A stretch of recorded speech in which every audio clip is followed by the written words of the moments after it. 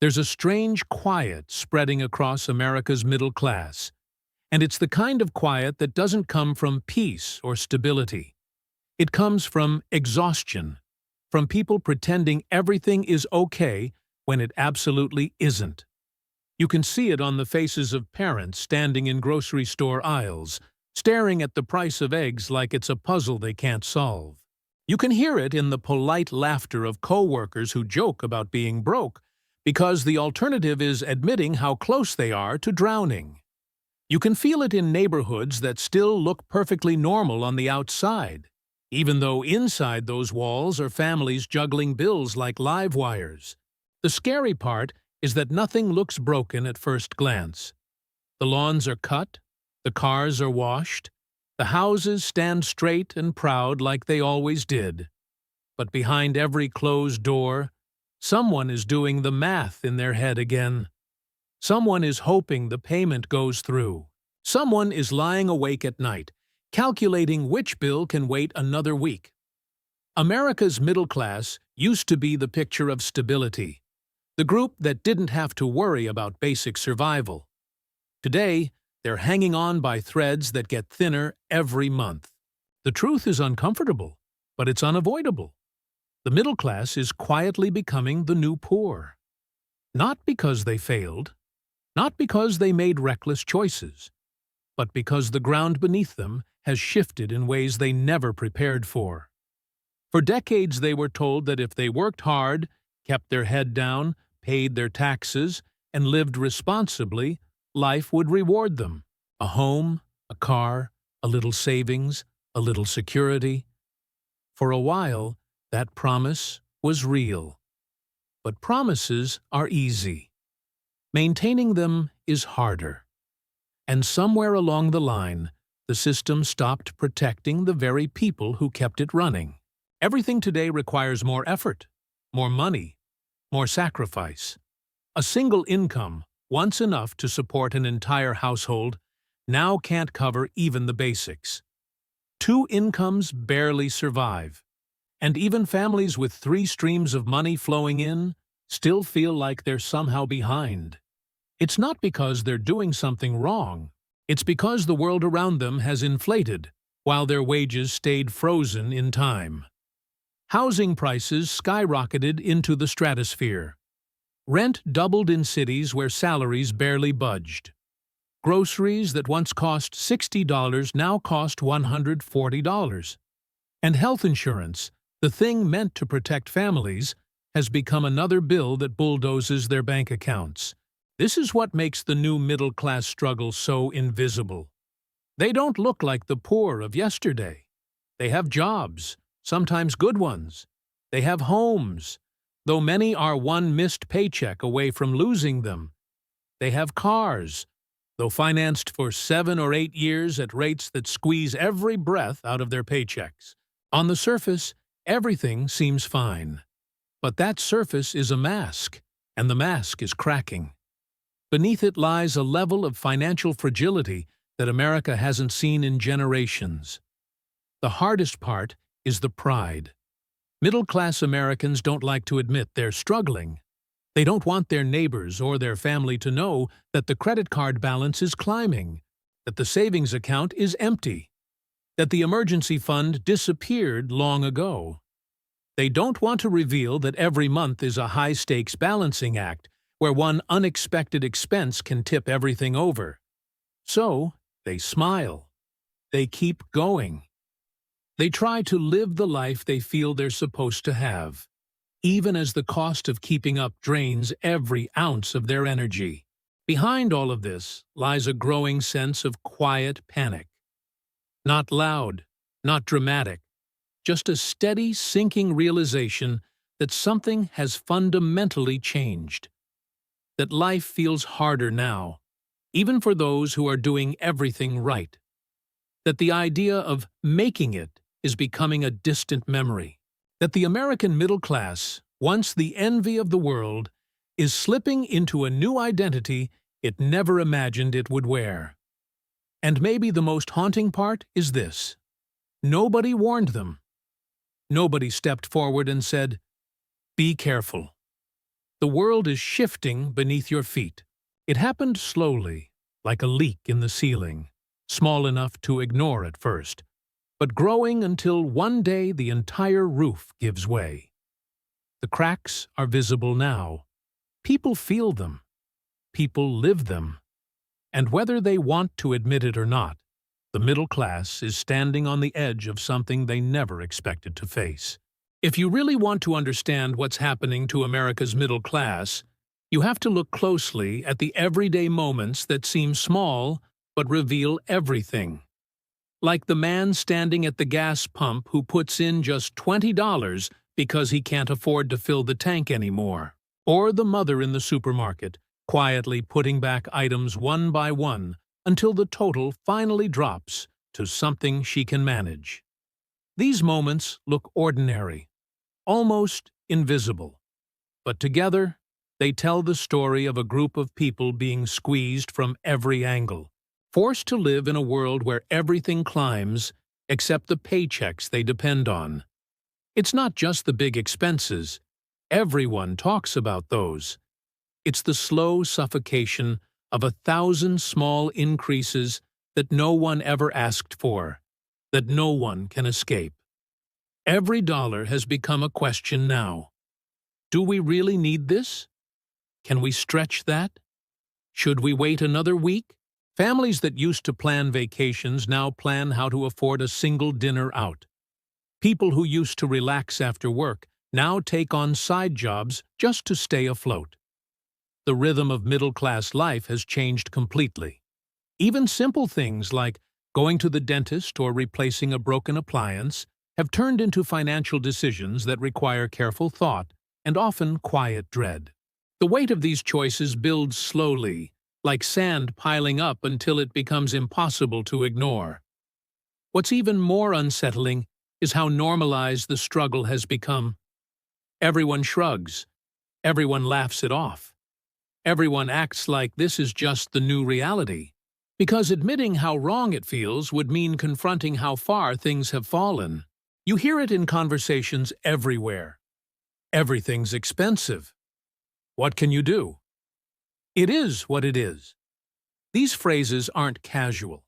They're coping mechanisms, ways to hide the fear that the life they believed in is slipping out of reach, ways to pretend that this constant pressure is temporary, even when deep down they know it's not. The middle class isn't collapsing from one dramatic blow. It's collapsing from slow erosion, from some invisible force that keeps taking and taking, an extra 100 here, an extra 50 there, until one day a family realizes they've spent more for less and still somehow come up short. The groceries haven't gotten better. The houses haven't gotten bigger. The jobs haven't become easier. But the costs of keeping everything the same have skyrocketed. It's like living on a treadmill that keeps speeding up, and no matter how fast people run, they can't keep up with the machine that keeps pulling them forward. The saddest part is the sense of blame people carry around with them. They wonder what they're doing wrong. They wonder why they can't seem to get ahead when others appear to be managing fine. They wonder if they made the wrong career choice, or if they're too lazy or too unlucky. But the truth is far more simple and far more painful. The math doesn't work anymore. The numbers don't line up the way they used to. The country has changed, but the expectations placed on its people haven't. Middle-class Americans are trying to live in a system built for a different era, and every day they pay the price for it. Worse yet, the pressure keeps people in a constant state of silent comparison. They look at friends who seem to be doing better and wonder how. They scroll through social media and see vacations, renovations, new appliances, and perfect-looking lives, and they assume they're falling behind. What they don't see is the debt behind those pictures, the stress behind those smiles, the payments hiding beneath the surface. Everyone is stretching. Everyone is trying. And everyone is hoping no one else notices how close they are to the edge. There's a growing heaviness that sits on the middle class now, a kind of emotional exhaustion that doesn't come from physical labor, but from trying to hold everything together. Holding the house, the job, the kids, the responsibilities, the expectations. Holding the image of stability that hasn't felt real in years. Holding back the fear that one more increase, one more emergency, one more unexpected bill might be the thing that finally breaks them. And yet, they keep going. That's the heartbreaking part. They keep showing up. They keep working. They keep pretending. They keep carrying the weight of a life that's becoming harder to maintain with every passing month. They're doing everything they were told to do. They're playing by the rules. And still, the ground beneath them keeps shifting. Quietly, relentlessly, without mercy. The deeper you look into this quiet collapse, the more obvious it becomes that the middle class isn't just struggling with rising prices. They're trapped inside a financial system that no longer protects them. For decades, debt was something you avoided. Now it has become the backbone of survival. Credit cards aren't for emergencies anymore. They're used to close the gap between paychecks. Car loans that used to last 4 years now stretch to 7 or 8, with payments so high that people end up working just to keep the vehicle that takes them to work. Mortgages that once felt heavy but manageable have turned into lifelong burdens, with interest rates that swallow up thousands more than the home is even worth. Debt has become the quiet monster living in every middle-class household, and the worst part is how normal it feels. People don't talk about it. They don't sit around the dinner table discussing how much interest they're paying or how their balances keep climbing even when they make the minimum payments. They don't admit how often they rely on their credit card for groceries, or how the only way they made it through the month was with a loan they hope no one ever finds out about. Instead, they carry that shame alone. They pretend it's temporary. They tell themselves they'll pay it off later. But later never comes, because the cost of simply existing keeps rising faster than their ability to keep up. Everywhere you look, you see signs of this new dependency forming. A man using one credit card to pay another. A mother using a buy now, pay later app for school supplies. A family refinancing their home again just to access a little cash for repairs, medical bills, or debt consolidation. The middle class didn't become reckless. They became cornered. They're doing what anyone does when survival doesn't match income. They borrow time. They borrow money. They borrow hope. But hope comes with interest now, and the price is growing heavier by the day. What makes this even more painful is how invisible the struggle has become in public settings. People walk into restaurants, malls, workplaces, and gatherings looking perfectly composed. They laugh, they make conversation, they post pictures, they celebrate holidays as if nothing is wrong. But there's an undercurrent of tension. An unspoken awareness that everyone is doing mental math in the background. Everyone is calculating what the next month will look like. Everyone is trying to stretch a paycheck that refuses to stretch any further. And everyone is hoping they won't be the one who breaks first. The pressure shows up in smaller, quieter ways too. In the way people pause before opening a bill. In the way they carry a certain tightness in their shoulders. In the way they hold their breath after swiping a card, waiting for the approval beep. In the way they panic when the car makes a strange sound, or a tooth starts to ache, or the electricity bill comes in higher than expected. These small moments of fear add up, and after a while, the fear becomes constant. The middle class isn't living with stability. They're living with suspense. Behind this suspense is a bigger question no one wants to face. How long can this go on? People are cutting back on everything they can. They're canceling subscriptions, cooking at home, buying less, waiting longer. They're doing what they were taught to do: adjust, sacrifice, simplify. But cuts only go so far. At some point, There's nothing left to trim. At some point, the problem isn't the spending, it's the system itself. And deep down, people know it. They know the math is broken. They know their wages aren't keeping up. They know the savings they once depended on no longer exist. And they know the future they imagined for themselves has become blurry and uncertain. There's a sadness that comes with this realization, a kind of grief for a life that feels like it slipped away without warning. The dreams that once felt realistic, owning a home, saving for the future, retiring comfortably, now feel like luxuries only the wealthy can reach.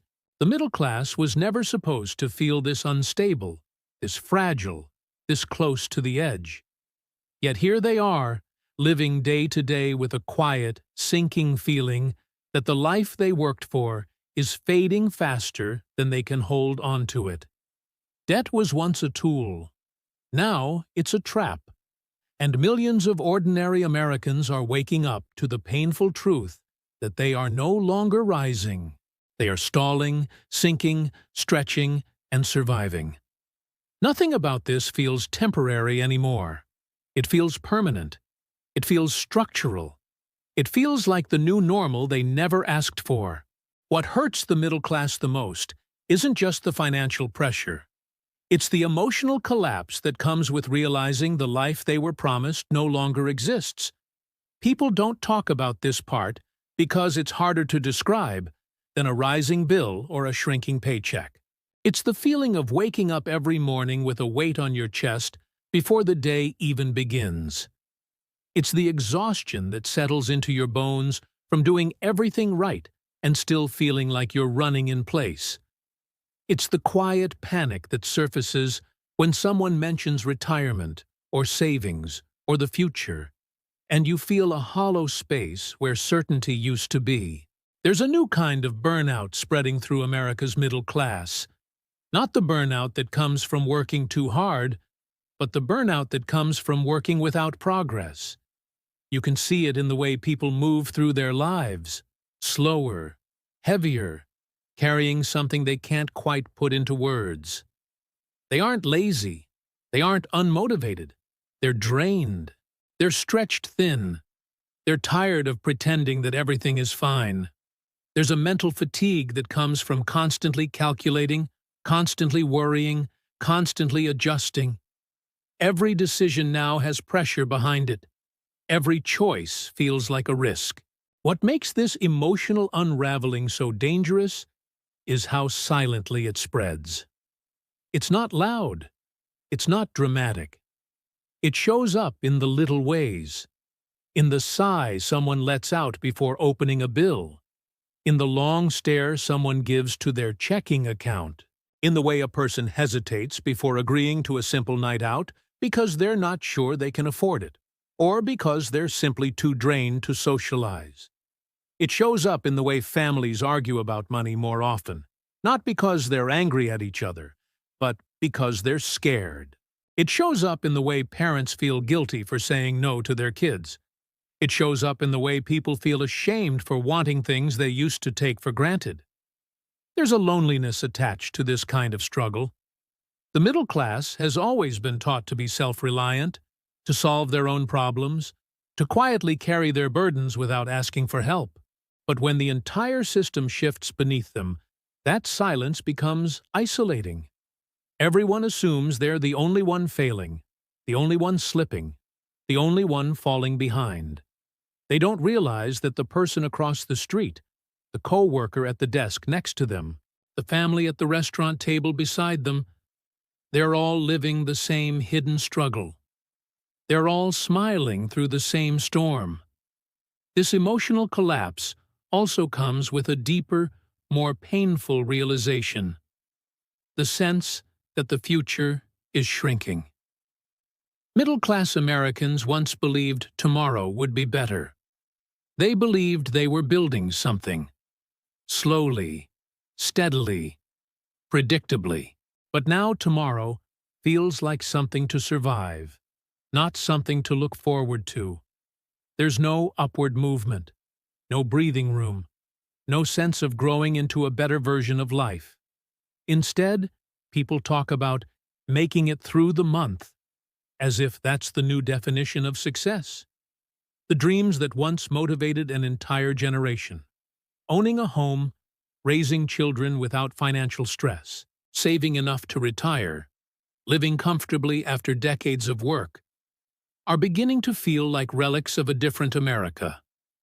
People still want those things, but the path to them has grown foggy and narrow. The promise of stability has turned into a question mark. The idea of safety has become something you chase, not something you earn. You see this emotional fallout most clearly in the quiet moments people don't talk about. The father who sits in his car for an extra 5 minutes before going inside because he doesn't want his kids to feel his stress. The mother who hides her worry because she doesn't want to scare her family. The young adults who work endlessly yet still feel like they're starting life already behind. The older workers who wonder if they'll ever be able to stop working at all. This isn't laziness. This isn't irresponsibility. This is a generation trapped in an economy where the rules changed, but the expectations didn't. There's a heaviness that comes with feeling forgotten. Feeling like the system doesn't see you, doesn't hear you, doesn't care that you are unraveling. And without anyone saying it, the middle class is beginning to understand a painful truth. They are no longer protected. They are no longer prioritized. They are no longer safe from the kinds of pressures that once belonged only to the poor. The line between getting by and falling apart has never been thinner. This is the emotional collapse no chart can measure, no statistic can capture. It's the meltdown happening behind closed doors, behind tired eyes, behind brave faces. It's the story of millions who are trying to hold together a life that keeps slipping through their fingers, quietly, steadily, relentlessly. There comes a point in every story where the truth becomes too obvious to ignore, even for those who have spent years pretending everything is fine. And for America's middle class, that point is here. You can sense it in the air, in the small cracks appearing everywhere. The empty savings accounts, the rising anxiety, the quiet talks around kitchen tables late at night. People don't want to admit it out loud, but they know something has shifted. They know this isn't just a phase. They know it isn't just a temporary setback. They can feel the weight of a system that no longer works for them pressing down harder each year. What makes this moment so unsettling is that it doesn't look like the collapse people imagined. There are no dramatic headlines announcing the fall of the middle class. No sudden crash, no single moment of disaster. Instead, it's happening in slow motion, like watching a foundation sink, inch by inch beneath a house that still looks perfectly fine from the street. The meltdown is quiet, subtle, disguised beneath normalcy. But that's what makes it so dangerous. People don't see the full collapse until it's already happened.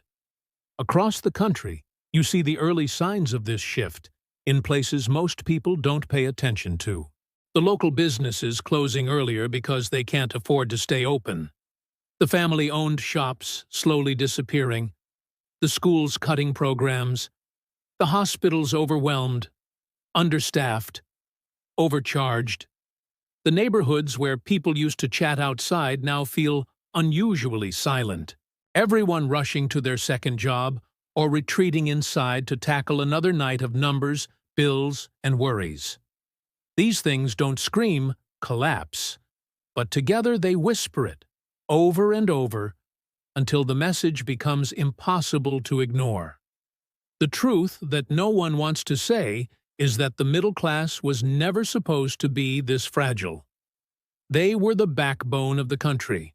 The workers, the builders, the spenders, the families that kept everything running.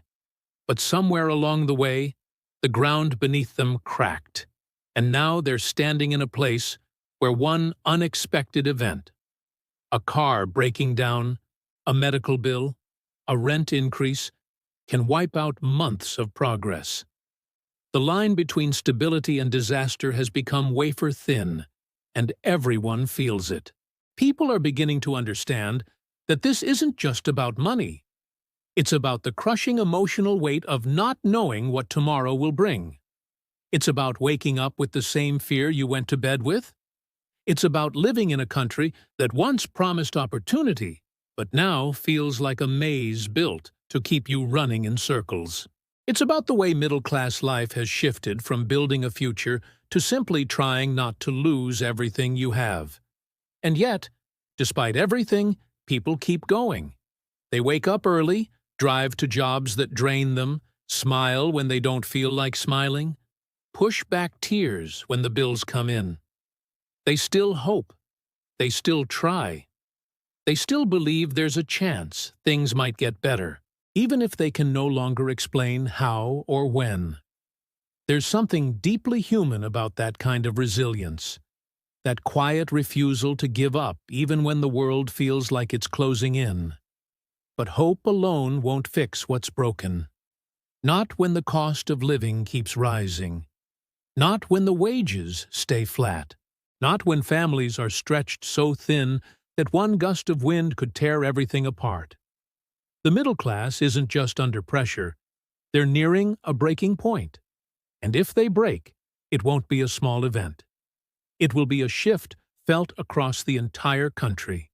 The kind of shift that reshapes everything from the economy to the culture to the future itself. This is the part of the story no one talks about. The moment before the real collapse, when everything still looks normal, but everyone feels the storm quietly gathering. The moment when people start to realize that the new poor don't look like the old poor. They look like teachers, nurses, delivery drivers, office workers, parents, young couples, aging families. They look like the middle class, worn down, stretched thin, still standing, but barely. And maybe the most haunting truth of all is this: the collapse isn't coming. It's already here, hidden beneath the masks people wear, beneath the bills people juggle, beneath the quiet desperation people carry in their eyes. America's middle class is living through a slow-motion meltdown, and the country is only just beginning to understand the consequences. Because the new poor aren't on the margins. They're not out of sight. They're right in the center of the American story. They're holding the nation together, and they're breaking.